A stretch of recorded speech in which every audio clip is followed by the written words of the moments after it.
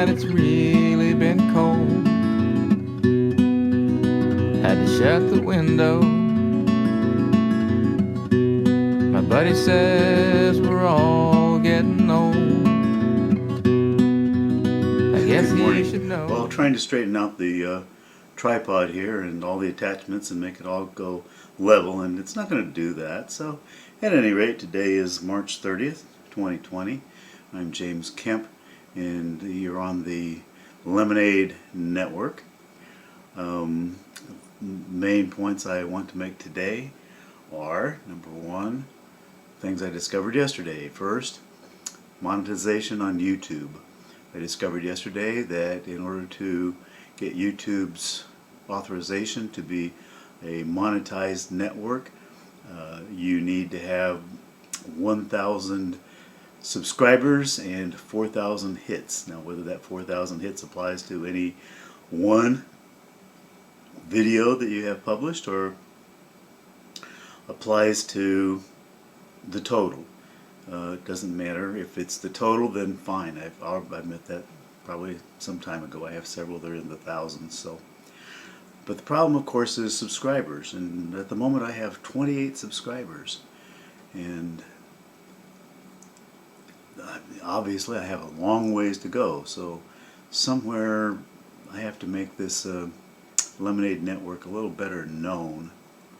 And right now, everything's under designer 61448, and that's, maybe I can change that. We'll see how that goes. Next one up for discussion is Veil of Secrecy 2020. I missed my teleconference on Zoom yesterday with the 45th Parallel Writers Group at Kaiser Homegrown Theater in Kaiser, Oregon, because I didn't follow Jen's directions. I tried to impose a superficial, unnecessary, shall we say, requirement on the group, and I apologize for that. Jen had posted a link like a month ago, an all-you-can-click on type link, and I didn't do it. I sat and waited for an interview invitation like I would have gotten from Salem Theater Network, except that I chose not to attend that meeting because the main person from our theater attends that meeting. I'm the alternate representative. So it occurred to me, and Jen's email was buried way down because I'd gotten hundreds of emails since then. So at any rate, it occurred to me yesterday, okay, so we want a writing project here. How about just a plain old virtual production project? What do I have already in the bag, you know? So when I was a speech teacher back in the 70s at a small school in Illinois, I had my speech class take advantage of spring weather, first of all. But second of all, the fact that this little town had this great old opera house that was just kind of sitting there going to ruin above the hardware store. And so I agreed with the McKnight family, who owned the building, that we could use it for making our film, at that time, film 8mm film, no sound, called Veil of Secrecy. And the class wrote it, essentially. You know, we came up with scenes, and, you know, this is what we're doing today, and this is what we need in the way of props. And, you know, there's a zombie scene where the zombies eat the Marty Edwards' dead body, or maybe he was alive for a while during it, I don't remember. But at any rate, one of the students' parents owned the grocery store across the street, which also had a meat market, and he went across the street and got a whole bunch of cow bones, and there were our props. We just sat around chewing on cow bones and shooting 8mm film. Eventually, Lyle Perry, one of my other students, he was the photographer for that, and Lyle and I edited the final, all that 8mm film in black and white. We edited it down to what you have today for the most part, well, for every part, and we did it on it was a spring in Illinois, and there were tornadoes out and all that kind of stuff, and my daughter had gone to a birthday party at Johnny Mylan's, and so Lyle and I were sitting there editing tape throughout this storm. Check out YouTube, Veil of Secrecy, my account.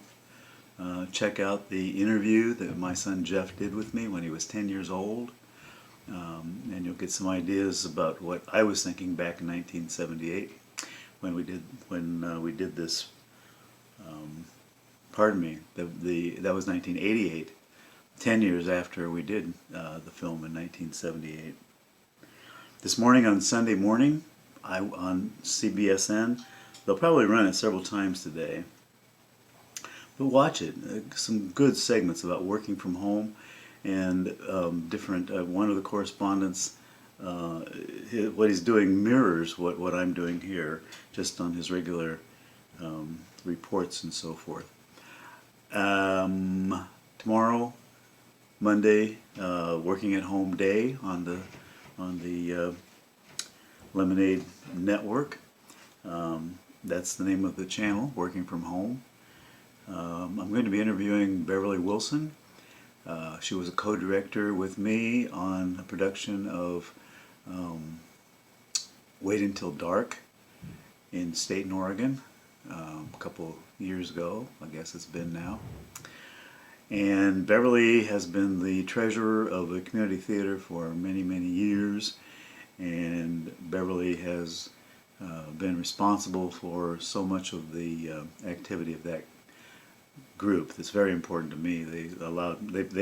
They produced my musical and the Snowfalls, the musical, for Christmas this year, even though they were in the process of moving to a new building and so forth and so on. But just the cooperation within that little group was amazing, and we got the job done, and I'm very happy with the end product. So that wraps it up for my message for this morning. I'm going to go edit interviews because I'm so far behind.